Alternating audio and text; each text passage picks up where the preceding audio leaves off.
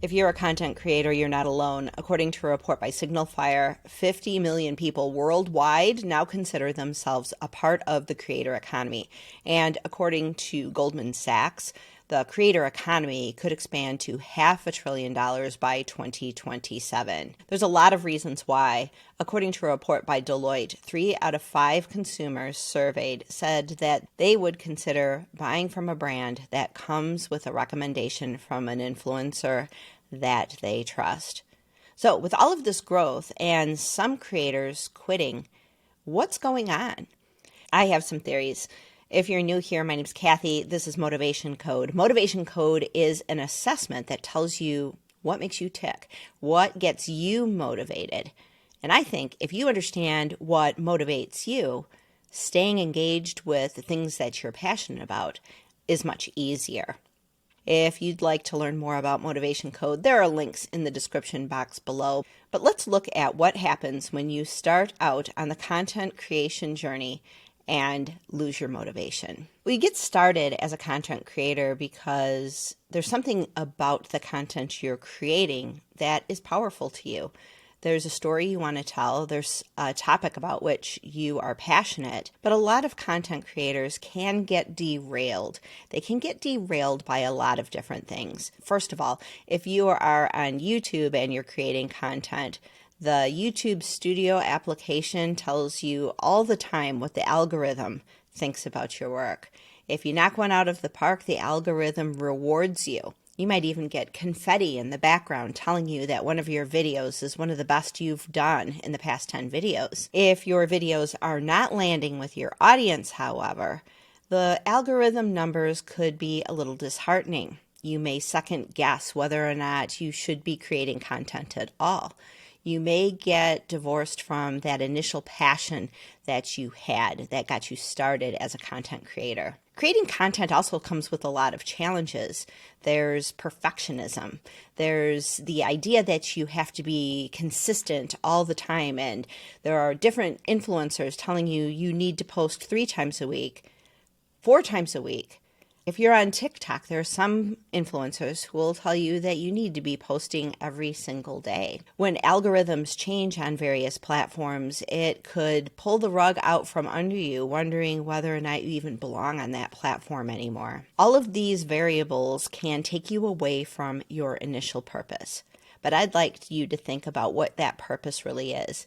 Jim Rohn, one of the greatest motivational speakers of all time, said, "If your why is powerful, the how becomes easier." I think many of us forget our why, or we start off with one why, like financial freedom or having influence and impact on an audience or a cause. But sometimes those initial motivations aren't enough to keep us going.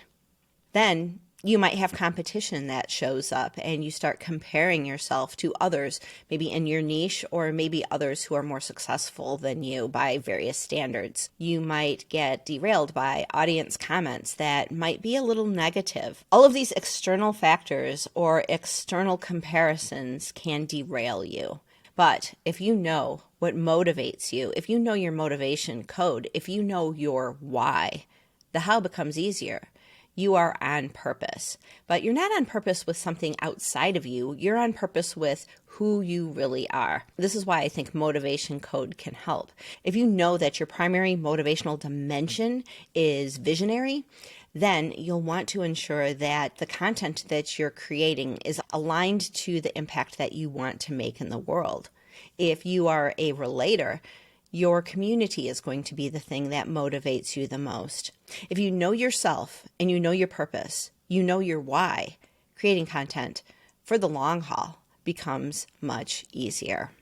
So once you understand what your own motivational dimension is, what are some strategies that you can put into place in order to stay motivated for the long haul? First of all, it's okay to look at other people's work.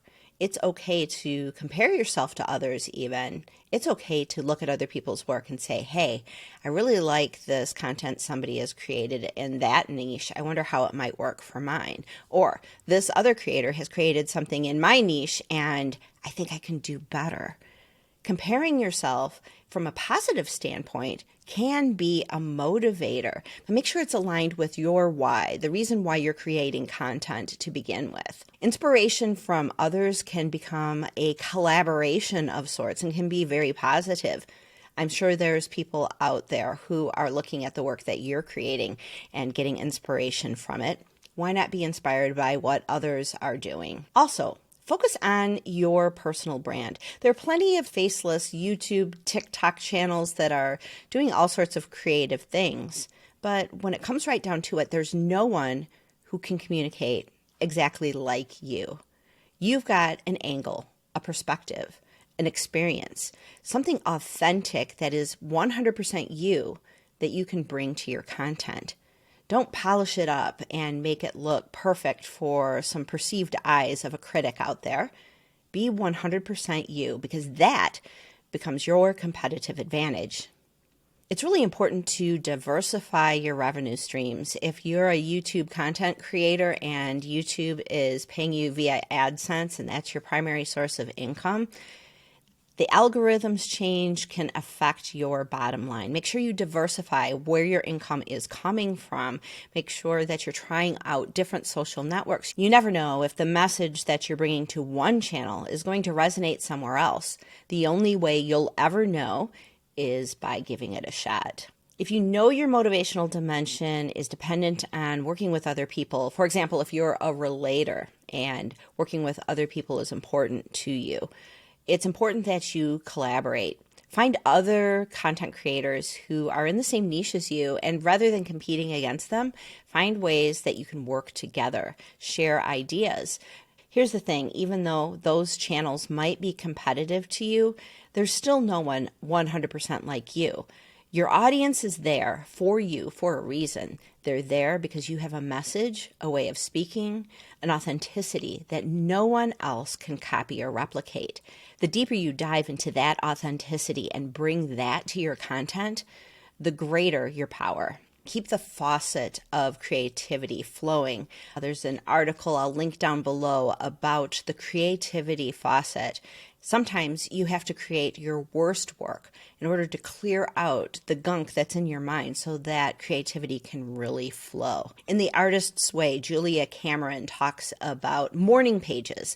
You sit with pen and paper every morning and whatever wants to come out comes out. This could be a great way to clear up any creative blocks that might be showing up that are stopping you from fully creating the work that you are passionate about. Make sure that you're continuously learning. I'm always learning about creativity. A book that has been inspiring to me is The Creative Act, A Way of Being by Rick Rubin, the music producer. Has been influential in the world of rock music for decades. This book gets me thinking about creativity and the freedom of play and the flow of ideas in a new way.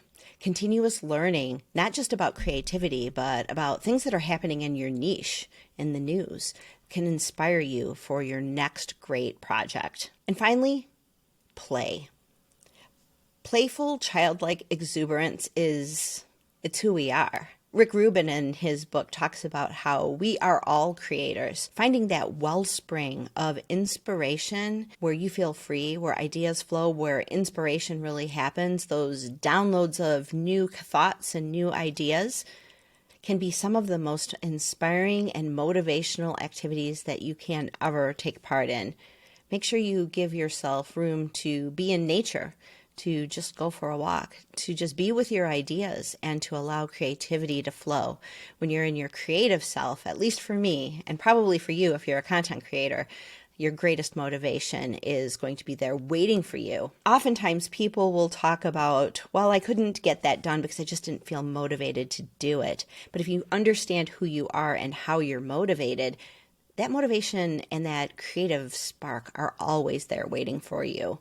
But you have to get to know who you are, and you have to know your why. Again, if you know your why, the how just becomes so much easier. The creator economy is offering so many of us new opportunities to share what we know, to share what inspires us, to share ideas, and to connect with other people who share our passions in new ways. If you're not yet in the creator economy, I encourage you to first take a look at what motivates you. Take the motivation code, just get the basic assessment for only $19, and you can find out what your motivational dimension is. And then go play. See what comes out of that creativity faucet that's just waiting for you to turn it on. Thanks for watching.